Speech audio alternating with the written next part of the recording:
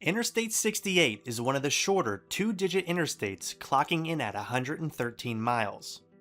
If you've ever driven west on it, you'll notice you won't make it very far before the freeway abruptly ends. Cutting across the Appalachians of Western Maryland and then briefly into the middle of northern West Virginia, I-68 comes to a halt outside of Morgantown at Interstate 79, a north-south route.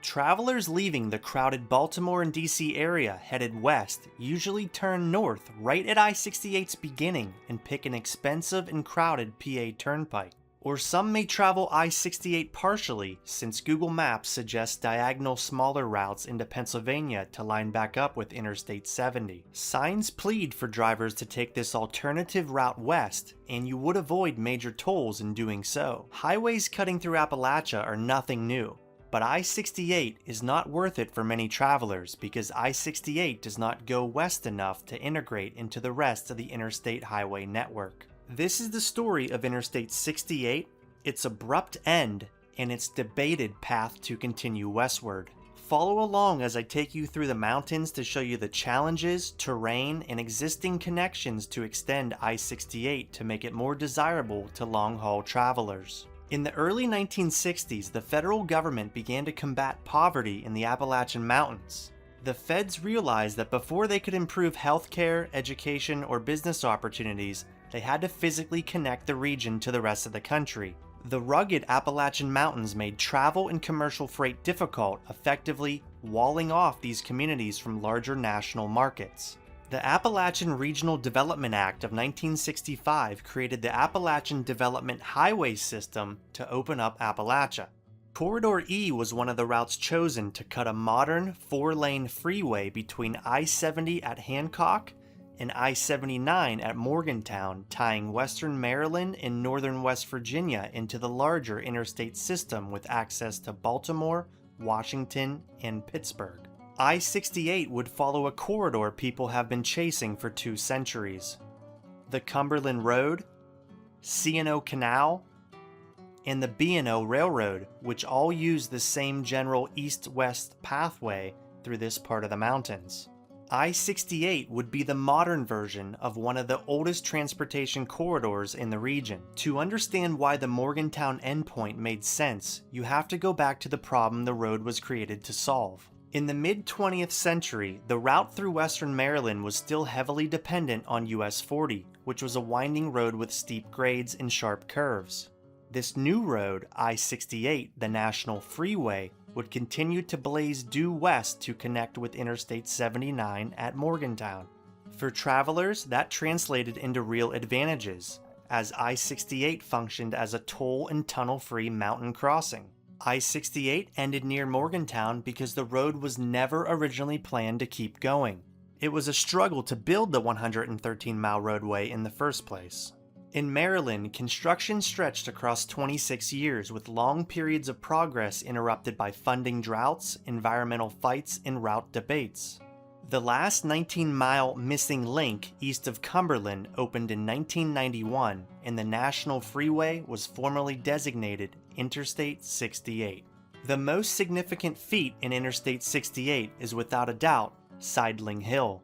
Engineers studied tunneling under the mountain, but a tunnel would have cost nearly twice as much as cutting through it and would have been more expensive to maintain. So they carved out a 340-foot cut instead, creating one of the best rock exposures in the United States and turning the highway itself into a geology lesson. West Virginia's segment was built earlier between 1970 and 1976, while Maryland's sections opened in stages from the mid-1960s to 1991. West of Morgantown, the extension problem is not can engineers draw a line on a map, it is whether the state and federal governments want to pay for a new limited access freeway. Even current supporters acknowledge that rights of way would be a major issue. Let's explore the most reasonable extension, which has been studied more than any other, but still has never resolved into one final line on a map. This would involve extending I-68 roughly 70 miles westward from Morgantown, terminating near Moundsville. The route would carve through the hills and eventually link with West Virginia Route 2 along the Ohio River. From there, traffic could easily catch I-70 at Wheeling, This would keep travelers on a westerly and diagonal route, avoiding traffic interruptions at the I-79 I-70 junction in Washington, PA. This would also avoid tolls on the PA Turnpike and PA Turnpike Route 43. Recently, new thought has been given to this Moundsville extension. Politicians and lobbyists call it the I-68 Energy Manufacturing AI Corridor. The February 2026 legislative push to rebrand the extension as an AI corridor is a highly calculated move to align the region's unique geographical and industrial assets with the tech industry's greatest vulnerability, the demand for raw, massive power. The Ohio River Valley and the broader Appalachian Plateau, stretching up through Pennsylvania, sits on top the Marcellus and Utica shale formations, making it one of the most prolific natural gas producing regions on Earth. By pushing a high-speed interstate through this corridor, planners want to open up hundreds of thousands of acres of cheap rural land that sits directly on top of this massive energy grid. But booming industries are the same reason why it's so hard to pencil down an I-68 alignment. Gas wells, compressor stations, pipelines, power lines, coal mines, and other hurdles plague the route. This satellite imagery only shows some hurdles as of 2023.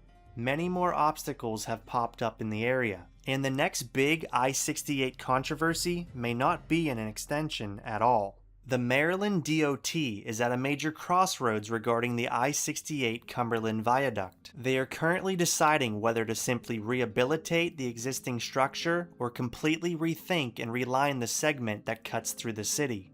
So the next chapter of I-68 may be about reconnecting a city the highway already cuts through.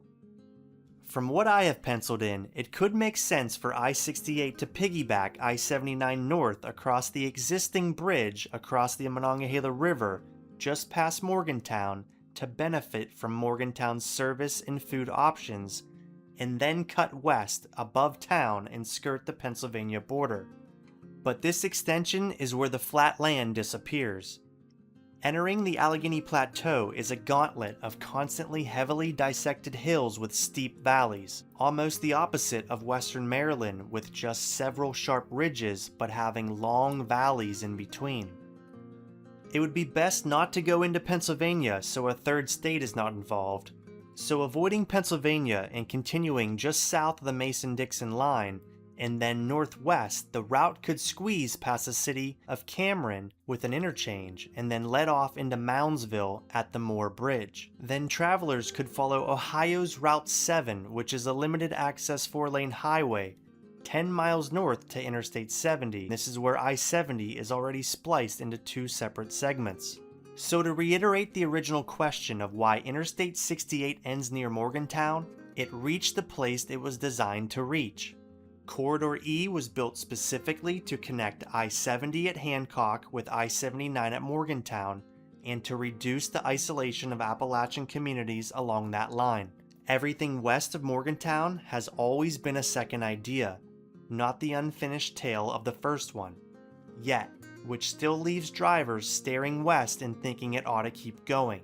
There's a lot more to dig into about I-68, but I can't cover it all as a small content creator. But you can easily help the channel out by just subscribing. Give I-68 a chance the next time you are crossing the Mid-Atlantic. Choosing 68 will probably make your drive longer, but in good weather, it's usually a really pleasant experience with skipping the tolls, lighter traffic, and beautiful scenery. On top of, do you think an extension would shave off enough time to be worth it? I want to hear your own I-68 experiences below. Do you regularly choose 68? The weather can get pretty treacherous. What are your weather stories and what are your wildlife encounters? Thanks again for watching.